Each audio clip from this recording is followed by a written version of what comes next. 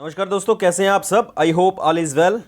आज हमारा ये लेक्चर नंबर 3 है और स्वागत है आपका जेके एग्ज़ाम क्रैकर में। इससे पहले आपको बता दें कि क्या क्या जो हमारा सेकंड लेक्चर हुआ था वो हमने डिस्कस किया था। Just wait.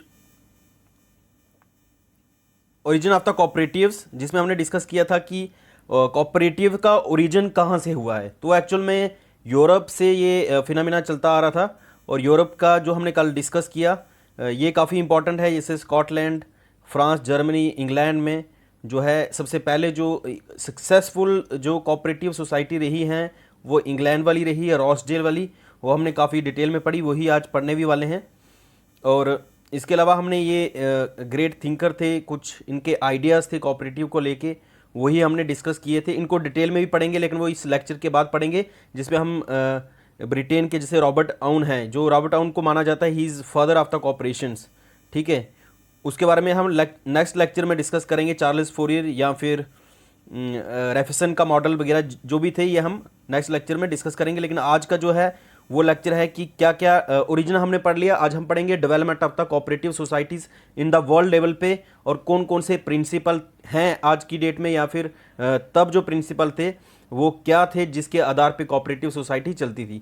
ठीक है, और स्टेजेस जो है, सबसे पहले आपको पता है कि जो मोस्ट सक्सेसफुल कोऑपरेटिव सोसाइटी रही है वो रही है रॉसडेल, और उन्हीं के जो प्रिंसिपल हैं वो आए थे 1844, जो कि हम डिस्कस करेंगे। इसके बाद जो आईसीए के प्रिंसिपल हैं 1937 में, वो डिस्कस करेंगे। देन आईसीए प्रिंसिपल जो कार्वे कमीशन है उन्होंने दिया था 1966 में, वो भी पढ़ेंगे। और इसके अलावा आईसीए प्रिंसिपल 1995। तो ये सीक्वेंस कुछ ऐसा रहने वाला है। सबसे पहले ये डिस्कस करेंगे, उसके बाद ये, उसके बाद ये। ओके, ये एक्चुअल में क्या है कि जो रॉसडेल प्रिंसिपल रहेंगे वही एक बेस बनेगा आईसीए प्रिंसिपल 1995 का। यही ICA principle, ICA means international cooperative alliance. ठीक है, और ये बॉडी जो आईसीए की बनी थी, जिसको भी काफ़ी डिटेल में पढ़ेंगे, 1895 में बनी है। उसके बाद ही ये जो प्रिंसिपल है आज की डेट में जो अडॉप्ट हुए हैं, जैसे फॉर एग्जांपल जम्मू कश्मीर के कोऑपरेटिव एक्ट अगर आपने पढ़ा है तो जम्मू कश्मीर के कोऑपरेटिव एक्ट पढ़ेंगे भी हम। उसमें भी जो डेफिनेशन है और जो प्रिंसिपल हैं वो सेम है जो आईसीए में अडॉप्ट किए हैं, इंडिया लेवल पे भी और जेएंडके लेवल पे और वर्ल्ड वाइड में जो है कोऑपरेटिव प्रिंसिपल जितने भी अडॉप्ट किए गए हैं आज की डेट में, वो आईसीए प्रिंसिपल 1995 वाले हैं। ओके, देख लेते हैं सबसे पहले रॉसडेल प्रिंसिपल जो थे, ये एक आइडियाज थे, सेट ऑफ आइडिया, किसके लिए, कोऑपरेटिव सोसाइटी को वर्ल्ड वाइड चलाना कैसे है, उसके लिए कुछ आइडिया सेटअप किए, जो कि स्टार्ट किए थे उन्होंने। किसने किए थे? रॉसडेल। जो सबसे पहले सोसाइटी बनी थी, Rochdale society of equitable pioneers. Okay, इनके कुछ आइडिया थे जो रॉसडेल में सेट हुए थे। रॉसडेल एक सिटी है इंग्लैंड की, ब्रिटेन की। वहाँ पे कुछ आइडिया सेटअप हुए कि जैसे कोऑपरेटिव सोसाइटी है उसको चलाना कैसे, क्या क्या आइडिया होने चाहिए, क्या प्रिंसिपल, किस आधार पे कोऑपरेटिव सोसाइटी वर्ल्ड वाइड चलेगी। तो ये स्टार्टिंग में उन्होंने कुछ प्रिंसिपल बनाए, और नेक्स्ट जो है इसी के आधार पे आज की डेट में वर्ल्ड वाइड पे जितनी भी कोऑपरेटिव चल रही है उसी के बेस पे ऑपरेट होती है। ओके, जो ओरिजिनल सबसे पहले जो कोऑपरेटिव रॉसडेल प्रिंसिपल आए कोऑपरेटिव को लेके, वो जो आए थे वो आए थे 1937 में, जो कि आईसीए ने अडॉप्ट किए। ICA means international cooperative alliance. इसके बारे में डिटेल में डिस्कस करेंगे लेटर ऑन। ओरिजिनल जो आपने याद रखना कि ओरिजिनल रॉसडेल प्रिंसिपल ऑफिशियली जो है वो अडॉप्ट कब हुए। वैसे तो ये जो प्रिंसिपल बन गए थे ये कब बने, 1844 में ही हो गए थे। ओके, जब ये सोसाइटी बनी थी। ओके, लेकिन अडॉप्ट जो ऑफिशियली आईसीए ने अडॉप्ट किए, ठीक है, तो वो किए 1937 में। ये काफ़ी इंपॉर्टेंट है, ये आपको बताना चाहिए। As a Rochdale principle of cooperation से जाना जाता है। ठीक है, इसको फिर अपडेट किया गया। अब अपडेट क्यों किया गया? देखो सर, बात यह है कि कोई भी with respect to time and space कोई भी रूल्स एंड रेगुलेशन होते हैं वो चेंज होते हैं।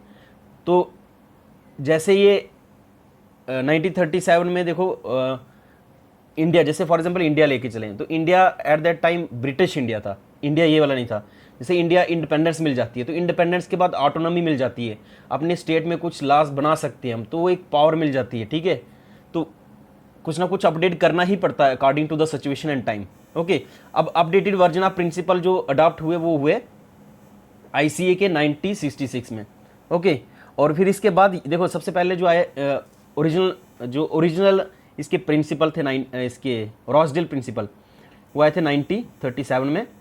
इसके बाद आपने डेट याद रखनी है 1966, और इसके बाद डायरेक्ट 1995। ये तीन जो ईयर्स हैं ये काफ़ी इंपॉर्टेंट है।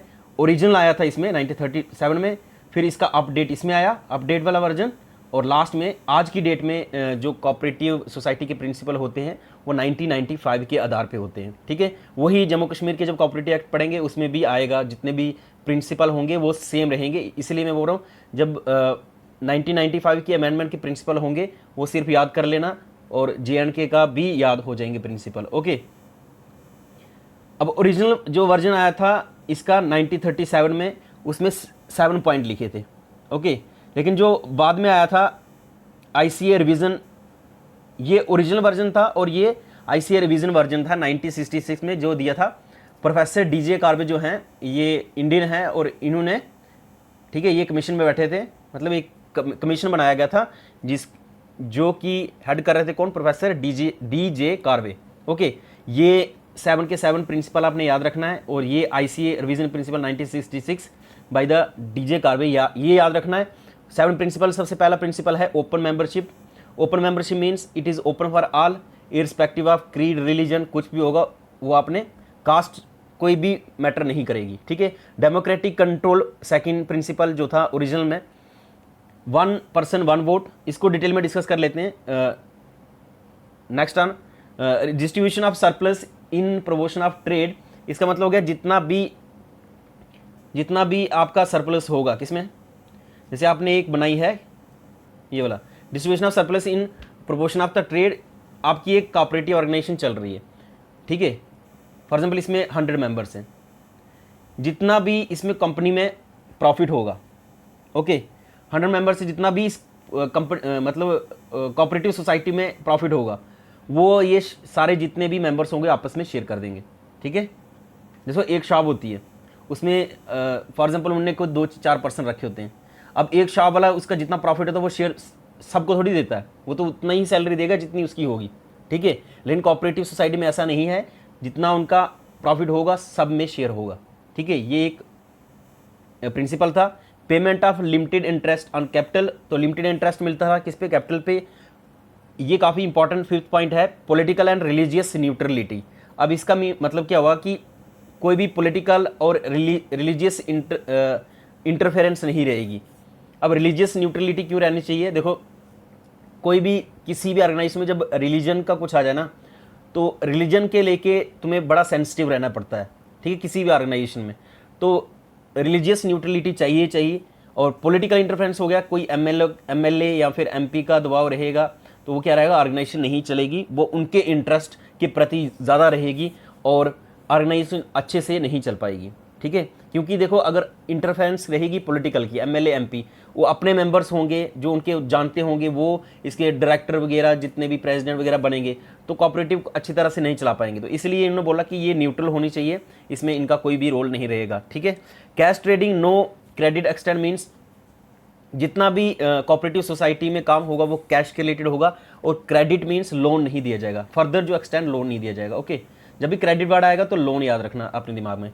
प्रमोशन ऑफ एजुकेशन मीन्स जितने भी कोऑपरेटिव सोसाइटी होगी वो मतलब this would be the principle कि वो प्रमोशन करे एजुकेशन को लेके। ठीक है, प्रमोट करे जितना हो सकता है एजुकेशन को लेके। देखो कोई भी कोऑपरेटिव ऑर्गेनाइजेशन आजकल देखो टेक्नोलॉजी के हिसाब से कंप्यूटर वर्ल्ड चल रहा है। ठीक है, तो कंप्यूटर के इस टाइम में जो बंदा कंप्यूटर को नहीं जानता है, या फिर फॉर एग्जाम्पल एक डायरेक्टरी रखो, ठीक है, मोस्ट ऑफ द फाइल्स आज की डेट में ऑनलाइन ही होती हैं, और अगर उसको नॉलेज ही नहीं है अपने मेंबर्स को कैसे वो एजुकेशन अगर नहीं होगी तो वो अच्छी तरह से कोऑपरेटिव एफिशिएंट वे में नहीं चलेगी। तो एफिशिएंटली चलाने के लिए कहीं ना कहीं एजुकेशन की ज़रूरत पड़ती है। ठीक है, इन पे भी इन्होंने क्या किया, फोकस किया। नेक्स्ट जो ICA का रिवीजन आया वो सेम प्रिंसिपल है, लेकिन इसमें नेक्स्ट इंक्लूड क्या किया, जैसे ओपन मेंबरशिप पे इन्होंने एक वर्ड जोड़ दिया, वॉलंटरी मेंबरशिप। वॉलंटरी मेंबरशिप वही जो हमने डिस्कस किया था लास्ट लेक्चर में। वॉलंटरी मीन्स अपनी मर्जी से आप फ्रीली इस कोऑपरेटिव सोसाइटी को ज्वाइन कर सकते हैं, और जब आपकी मर्जी है आप छोड़ सकते हैं। ओके, इसमें कोई भी कंपलसरी नहीं है। नेक्स्ट जो है डेमोक्रेटिक गवर्नेंस, वही सेम है जो इधर है। ठीक है, लिमिटेड ये भी सेम है, सिर्फ इक्विटी जो है, इक्विटी मीन्स जितने भी शेयर्स होंगे, जितना भी प्रॉफिट होगा वो सब मेंबर में क्या किया, इक्वल शेयर किया जाएगा। इस इक्विटी का मतलब ये हो गया। ठीक है, surplus belongs to the members, ये वही है कि सरप्लस जितना भी पैसा आएगा वो कहाँ जाएगा, मेंबर्स को जाएगा। एजुकेशन ऑफ मेंबर्स, ये सेम प्रिंसिपल है। कॉपरेशन बिटवीन द कॉपरेटिव, मतलब हो गया कॉपरेशन होना चाहिए कॉपरेटिव के बीच में। ओके, ये सेम प्रिंसिपल है। इसमें सिर्फ एक चीज़ नहीं है, 6 पॉइंट, जो ये वाला 6 पॉइंट है ओरिजिनल वाले में, वो इसमें नहीं है। आपने सिर्फ सिंपल प्रिंसिपल याद रख लेने। ओके, लेकिन जो मोस्ट इंपॉर्टेंट है वो हम नेक्स्ट पढ़ेंगे, जो कौन सा वाला, 1995 वाला, इसी लेक्चर में पढ़ेंगे। जस्ट सबसे पहले पढ़ लेते हैं इंटरनेशनल कोऑपरेटिव अलायंस है क्या, ठीक है, क्योंकि इसी को अमेंडमेंट किया गया है 1995 में, उसके प्रिंसिपल पढ़ने हैं। वही आपके जैसे इंडियन कोऑपरेटिव सोसाइटी एक्ट 1912 है, उसमें भी सेम प्रिंसिपल हैं, या फिर JNK कोऑपरेटिव 1999 वाले सेल्फ रिलायंट एक्ट, या फिर 2001 वाला रूल्स, या फिर 1989 में जब आप पढ़ोगे तो कहीं ना कहीं वो जो कोऑपरेटिव प्रिंसिपल हैं वो उधर भी आपको दिखेंगे, इसलिए इसको डिटेल में पढ़ना इंपॉर्टेंट है। ओके, सबसे पहले जान लेते हैं कि ये कोऑपरेटिव अलायंस है क्या, कहाँ पे है, कब बनी, किसने आइडिया दिया, वही डिस्कस करेंगे। ओके, ICA की फुल फॉर्म है इंटरनेशनल कोऑपरेटिव अलायंस, और ये NGO है, नॉन गवर्नमेंट ऑर्गेनाइजेशन है, ठीक है, गवर्नमेंट ऑर्गेनाइजेशन नहीं है, NGO है, ठीक है। नेक्स्ट, ये वर्ल्ड लेवल पे कोऑपरेटिव फेडरेशन के लिए काम करती है, कोऑपरेटिव यूनियन है और कोऑपरेटिव के लिए ही काम करती है।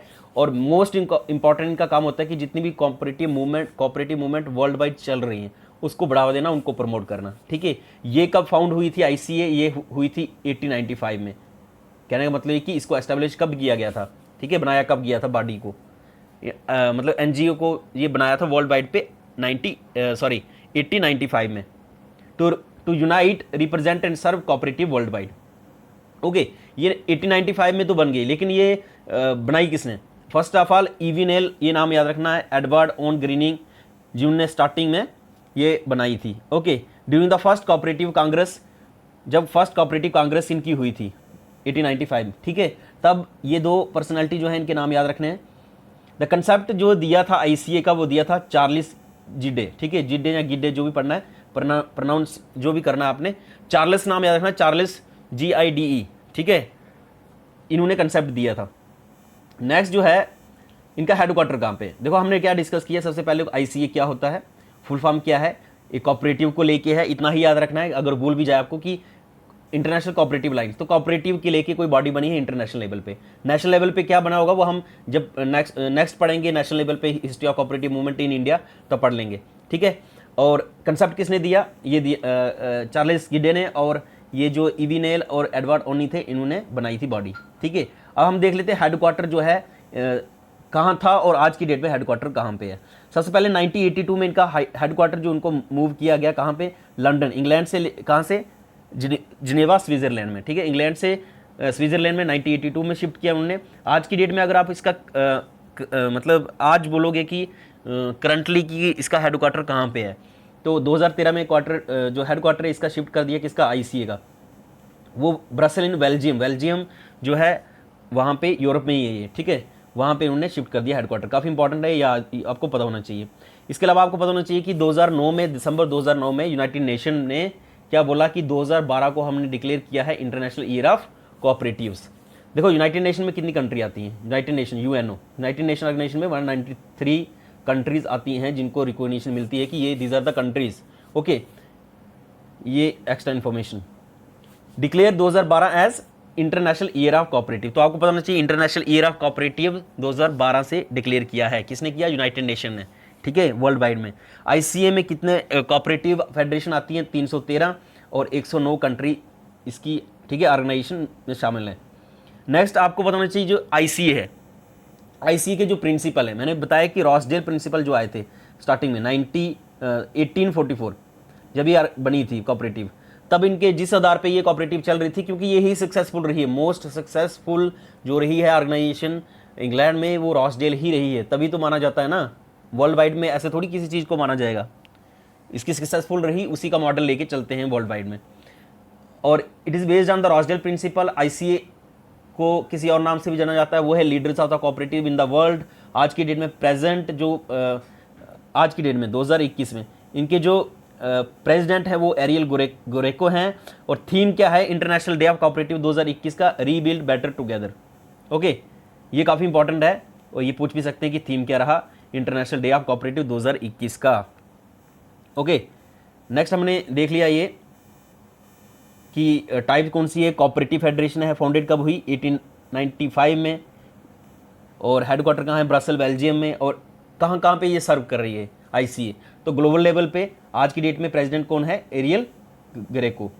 अब पढ़ लेते हैं इसके आईसीए के अमेंडमेंट प्रिंसिपल जो आए थे 1995 में, क्या प्रिंसिपल आए थे, क्या अमेंडमेंट आई है। ओके, अब अगर आएगा question, the most recent revision of the cooperative principal जो है वो कौन से हैं।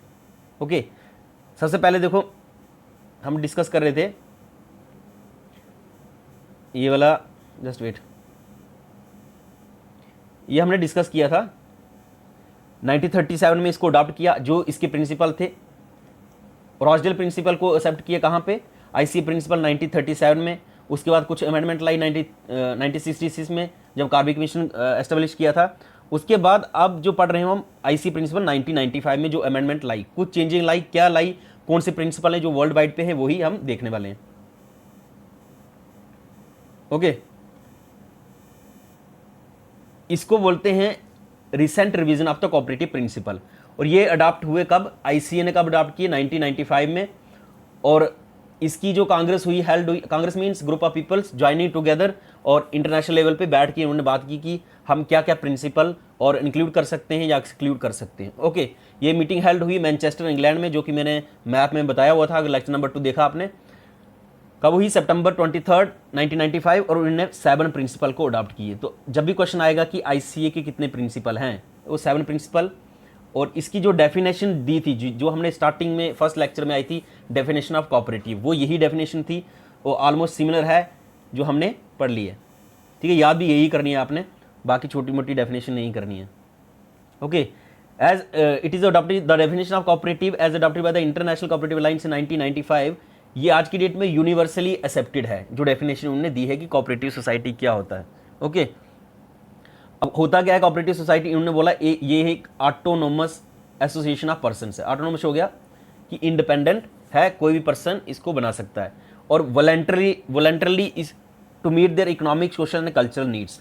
अब कहने का मतलब ये है कि तुम वॉलंटरी इस ऑर्गेनाइजेशन को ज्वाइन करोगे, इकोनॉमिकली आप अपने आप को क्या है, इकोनॉमिक मतलब पैसा आएगा ना कोऑपरेटिव ऑर्गेनाइजेशन से मिलजुल के, और सोशली भी आपका स्ट्रक्चर जो है तो वो भी ठीक होगा, और कल्चरली भी ये डेवलप हो जाएगा।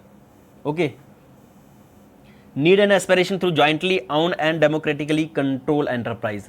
अब डेमोक्रेटिकली कंट्रोल, देखो हमारी कंट्री जो है वो डेमोक्रेसी है। अब डेमोक्रेसी जिधर जिधर भी है, ठीक है, वर्ल्ड वाइड में, तो by the people for the people, तो ये मेन इनका क्या रहता है कि कोऑपरेटिव सोसाइटी जो भी रहेगी वो कौन कंट्रोल करेगा, जो डेमोक्रेटिकली होनी चाहिए। ठीक है, अब इसके 7 प्रिंसिपल क्या हैं ये आपने याद कर देने हैं, ये 5-6 बार आएंगे आपको। कहने का मतलब है कि जम्मू कश्मीर कोऑपरेटिव एक्ट भी आएंगे, और इंडियन कोऑपरेटिव सोसाइटी एक्ट 1912 है उसमें भी आएंगे, और जब आप एक्ट पढ़ेंगे JNK उसमें भी आएंगे। तो यही 7 प्रिंसिपल है जो आपने याद करने, एक बार याद करने, ये तो याद ही करने। ठीक है, इसके बिना कोई चारा ही नहीं है। ठीक है, फर्स्ट जो है इसका वॉलंटरी एंड ओपन मेंबरशिप, ये तो आपको पता चल गया, वॉलंटरी मीन्स, ये डिस्कस करते हैं नीचे, वॉलंटरी ओपन मेंबरशिप। दूसरा जो है democratic member control, member economic participation, autonomous and independence, provision of cooperative education, training and information, cooperation among cooperatives, और concern for the community. Okay, let us discuss in detail about this. First point जो है principal जो है voluntary and open membership का मतलब क्या हो गया, देखो जो मैं ऑलरेडी 2-3 बार डिस्कस कर दिया मैंने, अब आपको भूलना नहीं चाहिए। बार बार डिस्कस करने का मतलब ये है कि आपको रिवाइज, अब अगर आपने पढ़ भी लिया है फिर भी आपका रिवाइज हो रहा है, लेकिन कुछ ना कुछ आप सीखोगे। ठीक है, सीखना आपका धर्म है।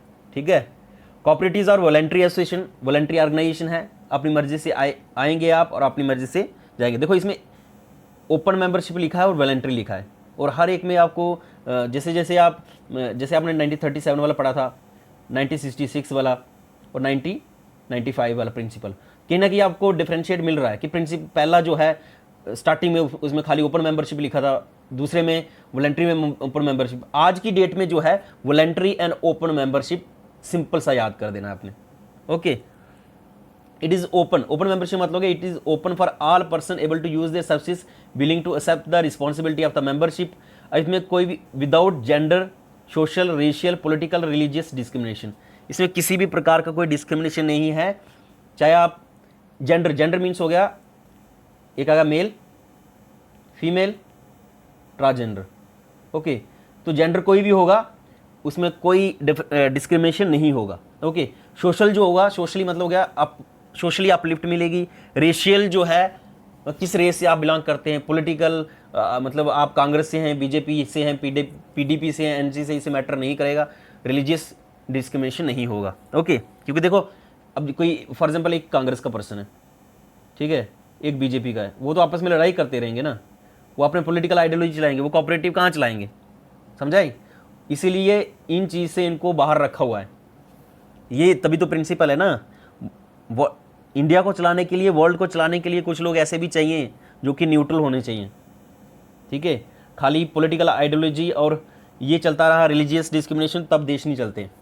ओके, न्यूट्रल पर्सन भी होना चाहिए।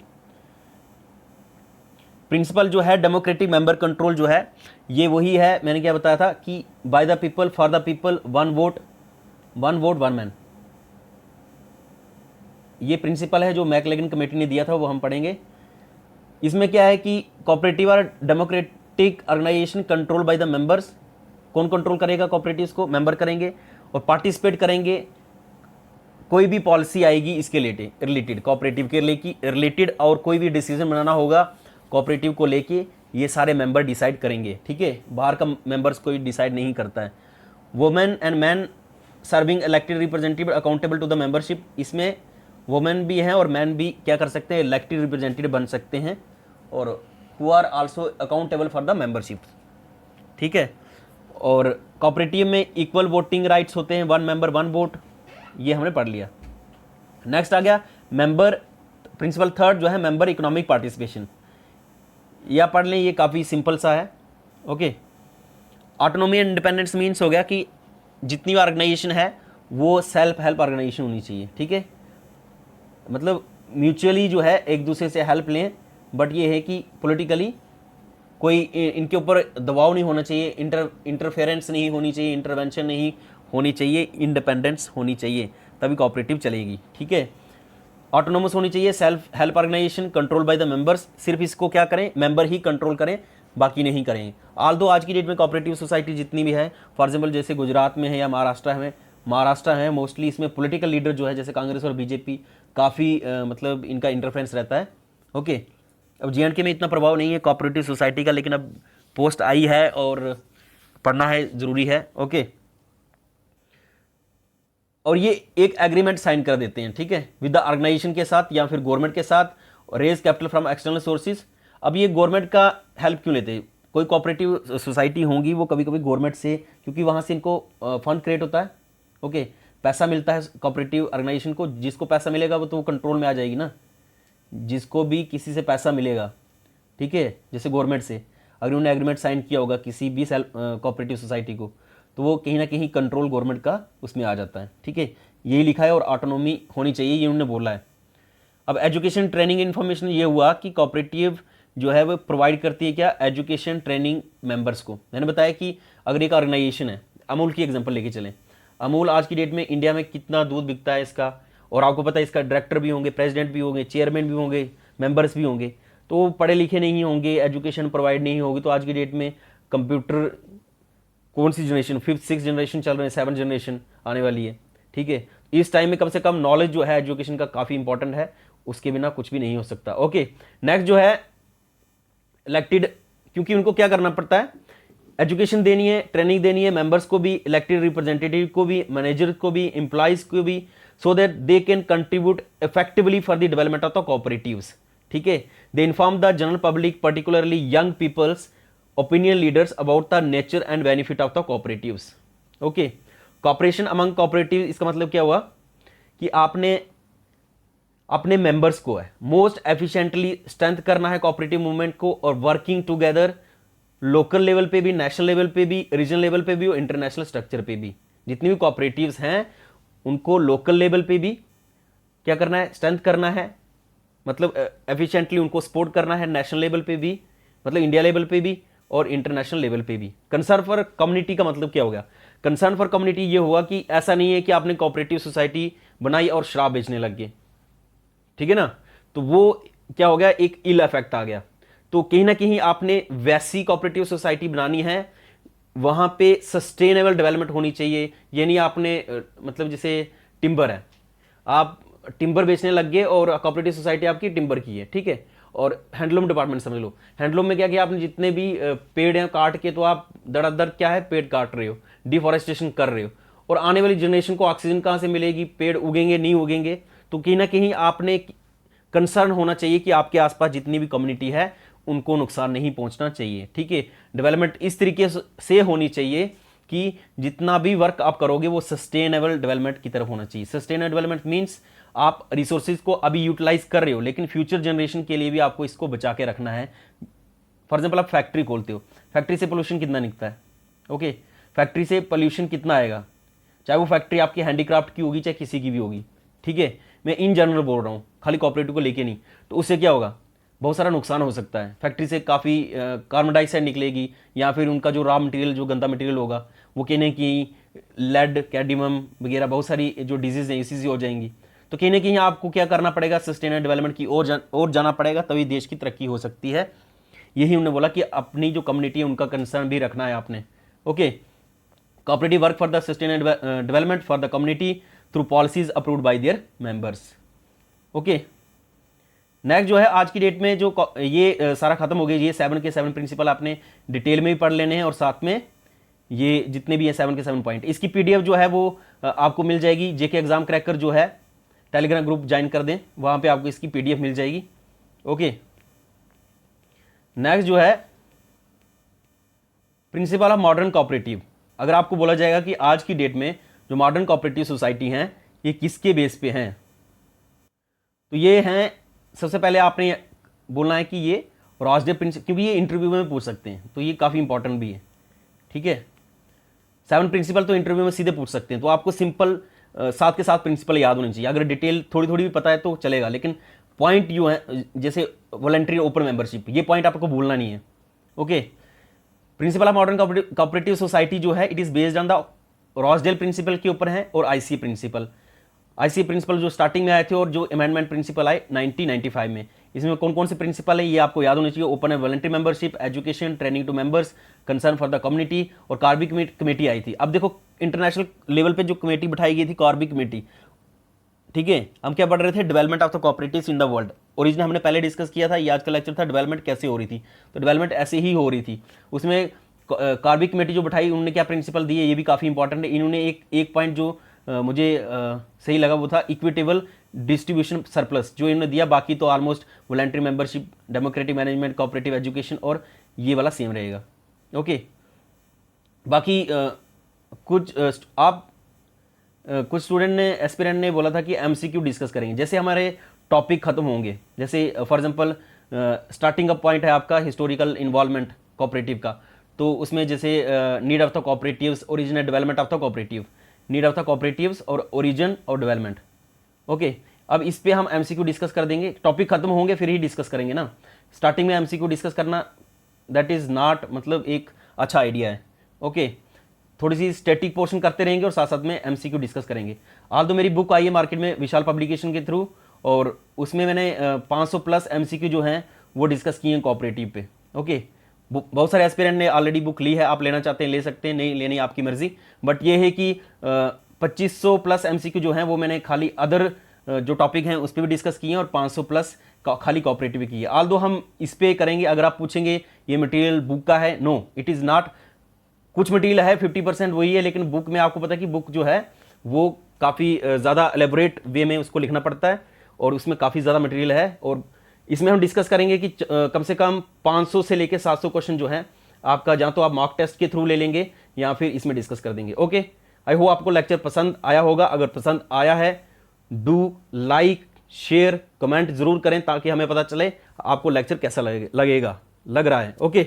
नेक्स्ट जो है हम डिस्कस करेंगे cooperative movement in the world, और साथ में एक टॉपिक रह गया वो है कि जितनी भी पर्सनैलिटी हैं कोऑपरेटिव को लेके, जैसे रॉबर्ट आउन है, रेफसन है, शुल्ज हैं, और 3-4 ये हैं। इसका या तो ये लेक्चर आ जाएगा जिसमें हम इसको काफ़ी डिटेल में डिस्कस करेंगे, या फिर डायरेक्ट आ जाएंगे इस पे history of cooperative movement in the world. World तो पढ़ लिया हमने, इंडिया का जो है वो डिस्कस करेंगे, okay. Thank you so much, मिलते हैं नेक्स्ट लेक्चर में, तब तक के लिए जय हिंद।